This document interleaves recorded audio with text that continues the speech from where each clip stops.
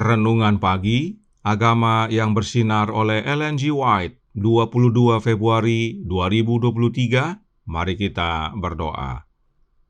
Bapa kami yang di sorga, Allah pencipta langit dan bumi, laut dan segala isinya, Allah yang maha besar, maha kuasa, sumber segalanya, yang kami sembah selalu melalui anak-Mu yang tunggal, Yesus Kristus.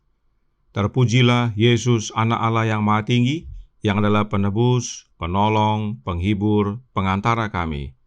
Pada pagi hari ini kami bersyukur boleh bangun dan berbakti, dan sebagaimana membaca dan mendengarkan nasihat firman-Mu, kiranya kami menjadi umat-umat-Mu yang membawa sukacita bagi-Mu, ya Bapa. Beserta kami sepanjang perbaktian ini, kehendak-Mu yang jadi.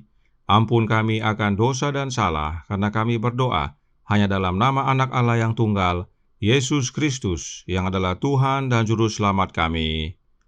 Amin. Renungan hari ini akan dibacakan oleh Saudara Hendra Tangka. Kepada Saudara Hendra, kami persilahkan. Selamat pagi.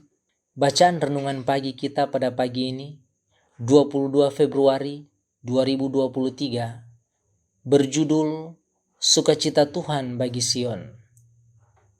Lakukanlah kebaikan kepada Sion menurut kerelaan hatimu, bangunkanlah tembok-tembok Yerusalem.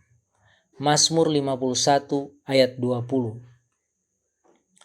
Tuhan telah memperlengkapi gerejanya dengan kemampuan dan berkat, agar mereka dapat menyajikan kepada dunia gambaran tentang kecukupannya sendiri, dan agar gerejanya dapat sempurna di dalam Dia, representasi yang berkelanjutan, bahkan dunia yang kekal, dari hukum-hukum yang ada yang lebih tinggi daripada hukum duniawi.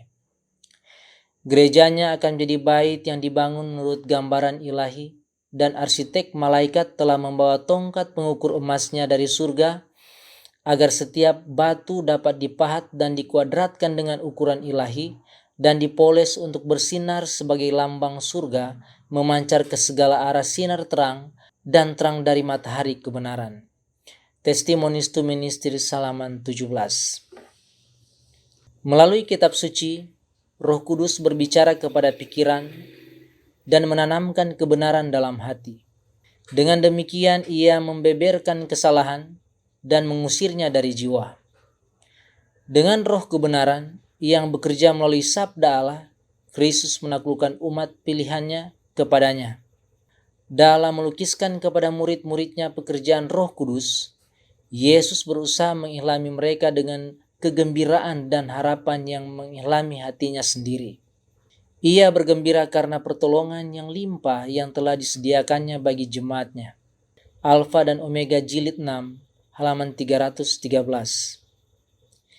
Ia bersuka-suka dalam kesadaran yang diperoleh, dan ia akan membuat lebih banyak lagi para pengikutnya daripada yang telah dijanjikannya, dan daripadanya akan mengalir kasih dan belas kasihan, membersihkan bait suci jiwa, dan menjadikan manusia seperti Dia dalam tabiatnya, bahwa kebenarannya dilengkapi dengan kuasa roh akan maju untuk mengalahkan dan menang. Alfa dan Omega jilid 7 halaman 20. Terima kasih. Terima kasih atas penata layanan Saudara Hendra. Tuhan Yesus memberkati. Selamat pagi saudaraku dalam Tuhan. Apakah Sion itu? Sion adalah gereja. Roh Nubuat berkata dalam Christian Service halaman 90 paragraf 5 yang berbunyi, "Oh, kiranya Allah akan menempatkan masalah ini dengan segala kepentingannya di hadapan gereja-gereja yang tertidur. Oh, seandainya Sion bangkit dan mengenakan pakaiannya yang indah. Oh, semoga dia bersinar." Nyonya White sedang berbicara tentang anggota jemaat yang malas, sebab di sorga tidak ada yang malas. Dan dalam penjelasan ini dengan nyata, Nyonya White menggambarkan bahwa gereja itu adalah Sion. Gereja yang tidur atau malas itu Nyonya White harapkan bangkit dengan berkata, seandainya Sion bangkit. Nah, tentang gereja Tuhan, renungan hari ini berkata dalam Agama yang Bersinar, halaman 61 paragraf pertama. Tuhan telah memperlengkapi gerejanya dengan kemampuan dan berkat, agar mereka dapat menyajikan kepada dunia gambaran tentang kecukupannya sendiri, dan agar gerejanya dapat sempurna di dalam Dia, representasi yang berkelanjutan, bahkan dunia yang kekal, dari hukum-hukum yang ada yang lebih tinggi daripada hukum duniawi. Tuhan sungguh memperhatikan gerejanya, agar menjadi sempurna di dalam Dia. Tuhan memperlengkapi gerejanya dengan kemampuan dan berkat. Nah, siapakah Tuhan yang dimaksudkan? Yesus Kristus tentunya. Sebab gereja Tuhan dibangun di atas Yesus Kristus. From Heaven with Love, halaman 278 paragraf 4 menjelaskan. Yesaya telah menuliskan, sebab itu beginilah firman Tuhan Allah. Sesungguhnya aku meletakkan sebagai dasar di Sion sebuah batu yang teruji, suatu dasar yang teguh. Yesaya 28 ayat 16. Petrus sendiri menerapkan nubuatan ini kepada Yesus. Jika kamu benar-benar telah mengecap kebaikan Tuhan, dan datanglah kepadanya, batu yang hidup itu yang memang dibuang oleh manusia, tetapi yang dipilih dan dihormat di hadirat Allah, dan biarlah kamu juga dipergunakan sebagai batu hidup untuk pembangunan suatu rumah rohani. 1 Petrus 2 ayat 3-5. Karena tidak ada seorang pun yang dapat meletakkan dasar lain daripada dasar yang diletakkan, yaitu Yesus Kristus. 1 Korintus 3 ayat 11. Di atas batu karang ini Yesus berkata, "Aku akan mendirikan jemaatku." Kristus mendirikan gerejanya di atas batu karang yang hidup, dirinya sendiri, tubuhnya sendiri, bagi kita yang hancur dan remuk. Melawan gereja yang dibangun di atas fondasi ini, alam maut tidak akan menguasainya. Yesus tidak hanya memperlengkapi gerejanya agar menjadi sempurna di dalam Dia, terlebih lagi gerejanya dibangun di atas dirinya, batu karang yang hidup. Dan gereja yang dibangun di atas Kristus, alam maut tidak akan menguasainya. Bukankah ini suatu kabar sukacita? Nah, kenapa gereja yang dibangun di atas Kristus tidak dapat dikuasai oleh alam maut? Roh Nubuat menjawab dalam In Heavenly Places halaman 282 paragraf 4. Karunia Roh Kudusnya kaya, penuh, dan berkelimpahan akan menjadi bagi gerejanya sebagai tembok api yang meliputi, yang kuasa neraka tidak akan menguasainya. Yesus memberikan Roh Kudusnya, yaitu rohnya Yesus itu sendiri, sebagai tembok api, sebab Roh Kudus yang dicurahkan pada hari Pentakosta adalah lidah-lidah api untuk melindungi gerejanya, sehingga kuasa neraka tidak dapat menguasainya. Karenanya penting sekali untuk memiliki Roh Kristus. Dan tentang roh, renungan hari ini berkata dalam Agama yang Bersinar halaman 61 paragraf 2. Dengan roh kebenaran yang bekerja melalui sabda Allah, Kristus menaklukkan umat pilihannya kepadanya. Siapakah roh kebenaran? Apakah dia berbeda dengan Kristus?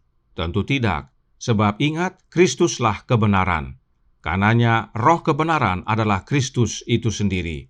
Roh Nubuat berkata dalam suratnya nomor 144 tahun 1896 paragraf 9 yang berbunyi, "Oh, betapa istimewanya kita menjadi rekan kerja Yesus Kristus. Dia datang kepada Anda sebagai roh kebenaran." Jelas bahwa roh kebenaran itu adalah Yesus Kristus, yaitu oleh kehadiran rohnya. Karenanya roh kebenaran itu sama dengan roh Kristus.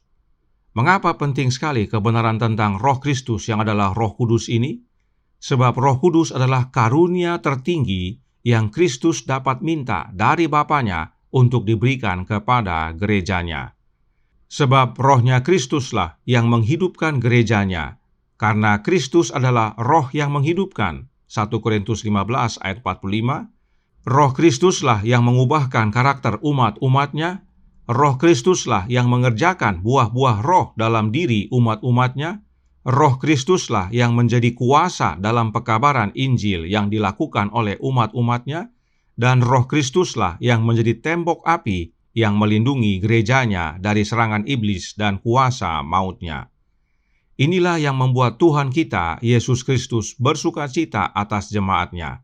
Inilah sukacita Yesus bagi Sion. Renungan hari ini berkata dalam Agama yang Bersinar halaman 61 paragraf 2. Dalam melukiskan kepada murid-muridnya pekerjaan Roh Kudus, Yesus berusaha mengilhami mereka dengan kegembiraan dan harapan yang mengilhami hatinya sendiri.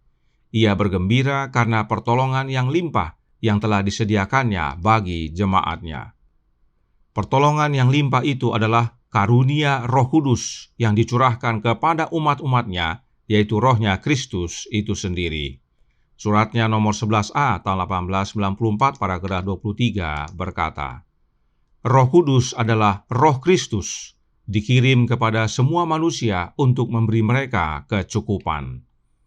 Gereja bangkit, gereja hidup, gereja menang hanya oleh karena kehadiran Roh Kristus dalam diri umat-umatnya. Dan bila umat-umatnya memiliki Rohnya Kristus, maka itulah sukacita Yesus bagi Sion. Tuhan memberkati, saya bawa dalam nama Yesus. Amin. Mari kita berdoa. Bapa kami yang di sorga, Allah pencipta langit dan bumi, laut dan segala isinya, Allah yang maha besar, maha kuasa, sumber segalanya, yang kami sembah selalu melalui anak-Mu yang tunggal, Yesus Kristus. Terima kasih atas pekabaran yang menguatkan kami pada pagi hari ini, bahwa kami sebagai gereja-Mu, Engkau bangun di atas fondasi yang kuat, yaitu Yesus Kristus. Dan kami dibangun di dalam Yesus, menjadi sempurna dalam Dia, dan dilindungi dalam Dia, dengan cara menerima kehadiran Roh-Nya dalam hidup ini. Roh Kristuslah tembok api yang melindungi kami, karenanya gereja-Mu ya Tuhan, tidak akan dikuasai oleh alam maut. Karenanya tolong kami ya Bapa, curahkan Roh Anak-Mu dalam hati ini, tinggallah dalam kami ya Yesus dan hiduplah dalam kami, sehingga masing-masing kami menjadi gereja-Mu yang hidup, gereja-Mu yang berubah, menjadi karakter yang serupa dengan Engkau, gereja-Mu yang menang, gereja-Mu yang penuh kuasa untuk mengabarkan Injil ke seluruh dunia, hingga pada akhirnya Engkau datang kedua kali, kami didapati benar dan layak untuk diselamatkan. Beserta kami sepanjang hari ini kehendak-Mu yang jadi, ampun kami akan dosa dan salah, karena kami berdoa hanya dalam nama Anak Allah yang tunggal, Yesus Kristus, yang adalah Tuhan dan Juru Selamat kami. Amin.